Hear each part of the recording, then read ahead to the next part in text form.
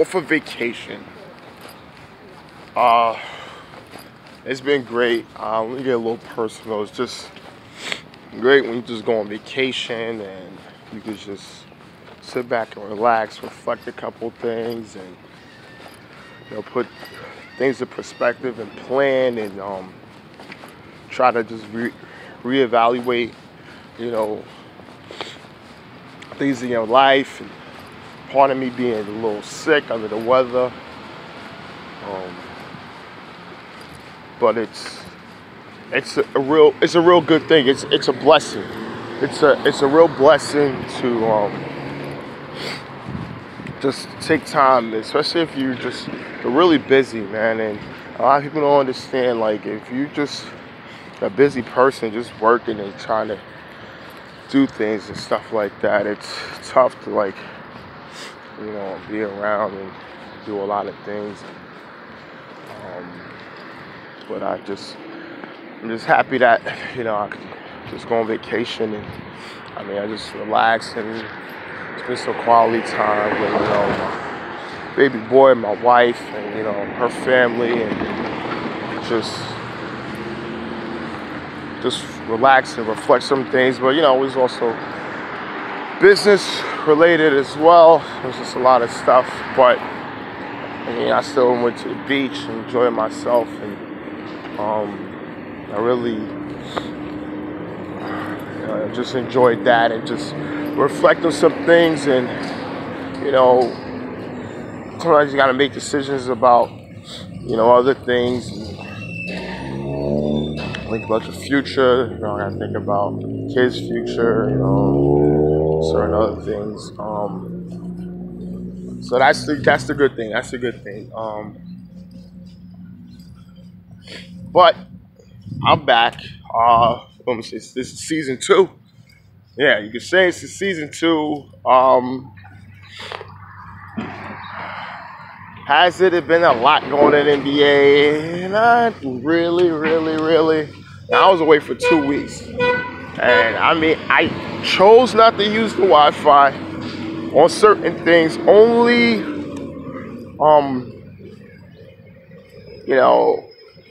RIP to Aretha Franklin, the Queen of Soul. I just, growing up listening to her, and my mother and grandmother playing this in the house, playing her music. Just any family member's house I would go to, her music is playing for the most part, whatever it is. If it's gospel, it's some of her pop hits. Aretha Franklin is the queen, first diva. She did it her way,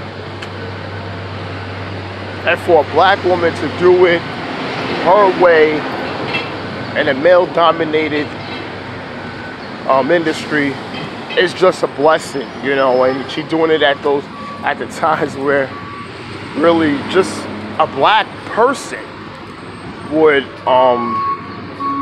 it just resonates and shows her courage and her grace. And I'm surely gonna miss her. She was just very, very inspirational with her music and a lot of things she's done, and always gave back to her church.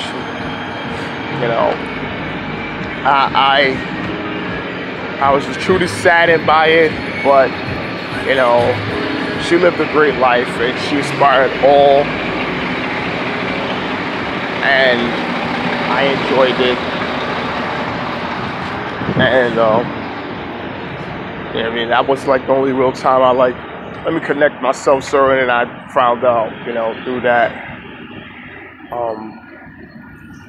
Well, a lot of things haven't been happening. Melo officially signed to Houston. Like I said, I already talked about that already. Melo going to Houston. What he should do, what it would mean for him going there. Is this his last stop? I don't know. But let me get to the real NBA topic. It's kind of a big one. Manu Ginobli officially retired. Now, I'm gonna be honest with you. I think he would have stayed if Tony was gonna be there, and maybe if the Kawhi Leonard issue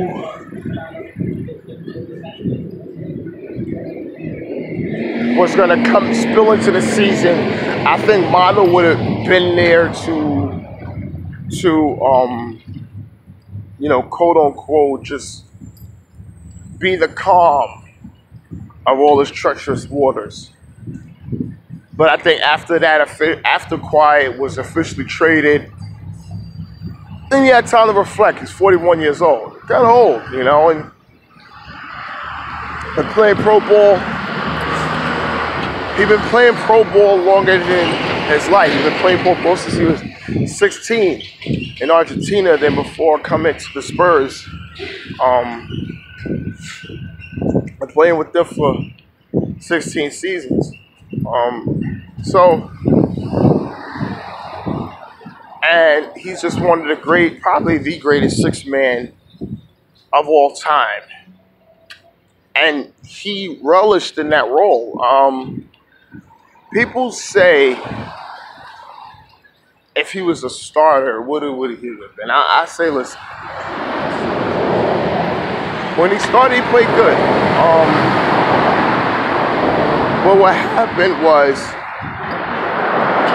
Popovich couldn't start him. I forgot what year. I think it was like 2004. He was starting him with Tony.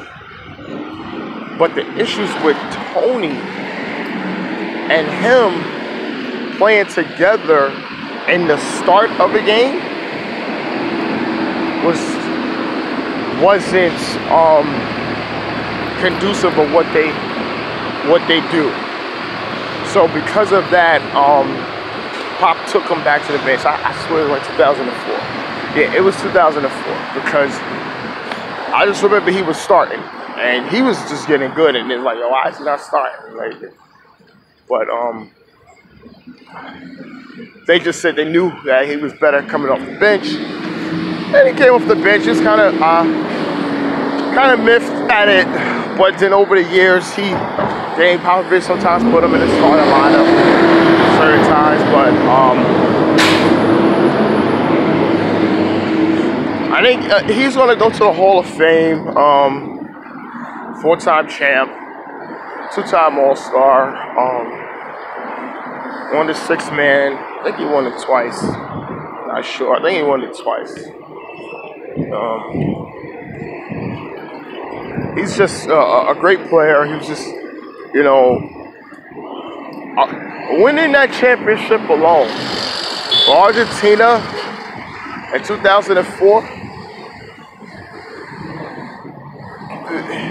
makes him a god in Argentina. That whole squad, all those guys, they're gods when they come there because they won that against the American team. Listen, I don't care what anyone was saying. Like, Brown's a coach. You had some great assistants. Monty Williams. Greg Popovich. I don't care. Young LeBron, Young Wade, Duncan, Booz, Iverson, Steph, Marbury.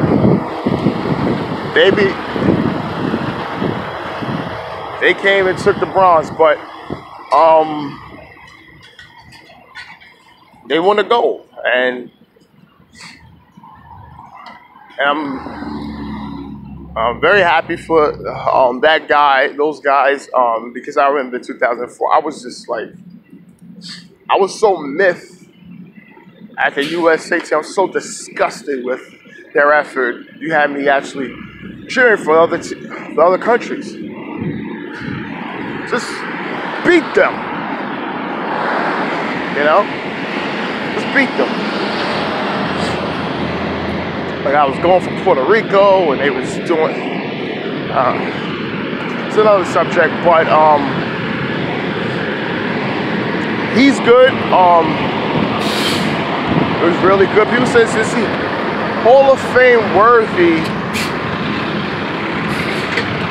minus the rings? Oh, you're going numbers, not necessarily. But if you talk about impact on a court, of course. His impact on a court, besides Justin Tim Duncan, was probably the most important on the court. Was he reckless at times? Yeah. When he first stood the Eurostep, was everyone saying that's a travel? Yeah. And then a lot of people were just patenting it. And now you see almost every single NBA player using that move. And especially as you get older, you have to use the Eurostep because you can't go 95 miles an hour one direction and you're in your early or late 30s because your defender, if he's younger and he got fresher legs than you, will be in there for you. So you got to be more deceptive. Manu learned that at a young age. It's about the basketball IQ. And, you know, he used that to deceive his guys and just a great lefty.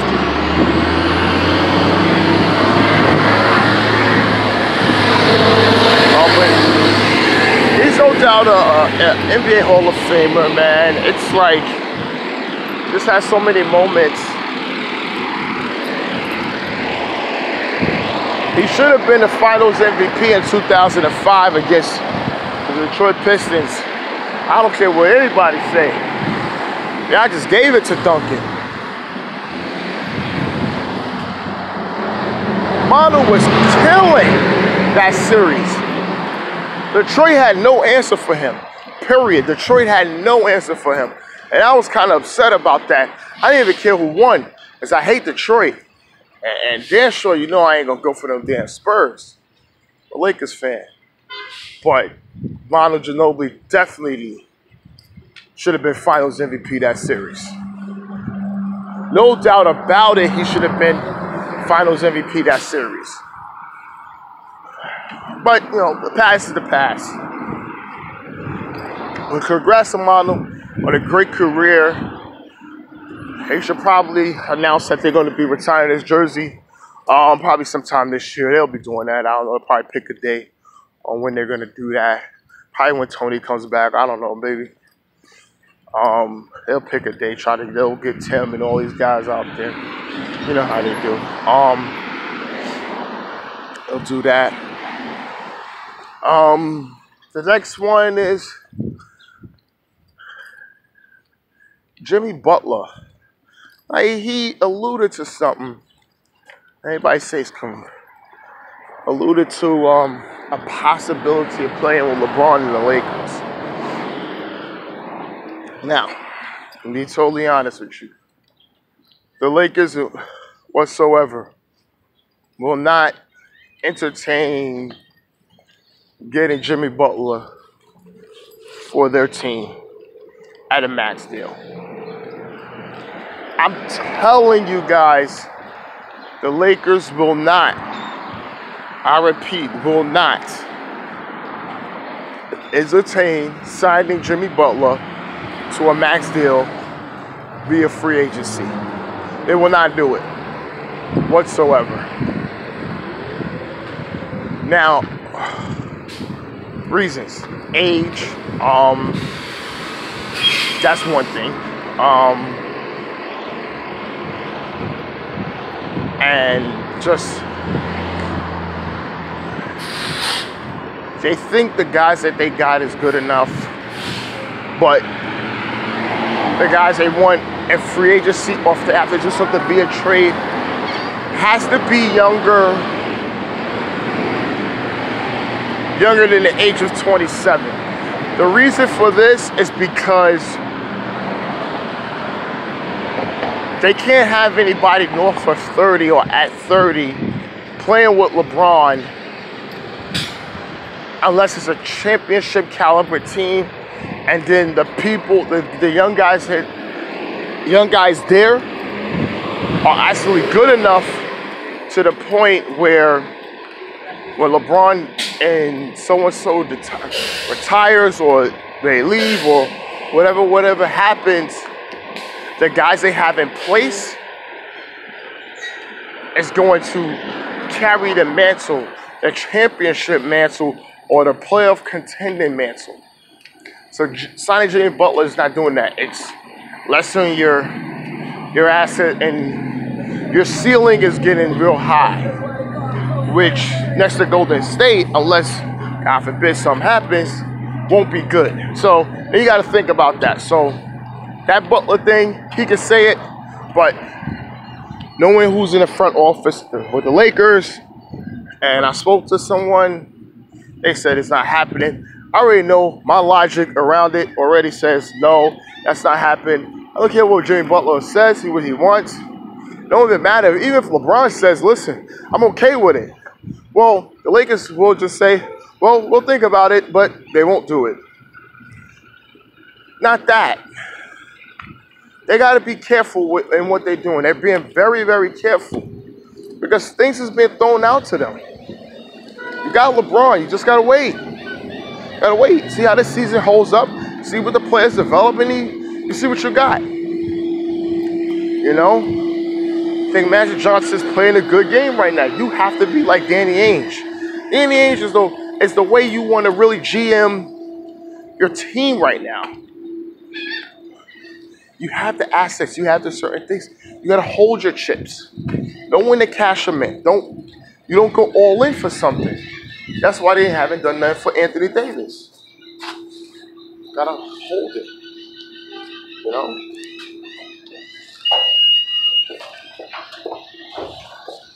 Like the song say, know when to hold them, know when to fold them. You know? But that's what they're going to do.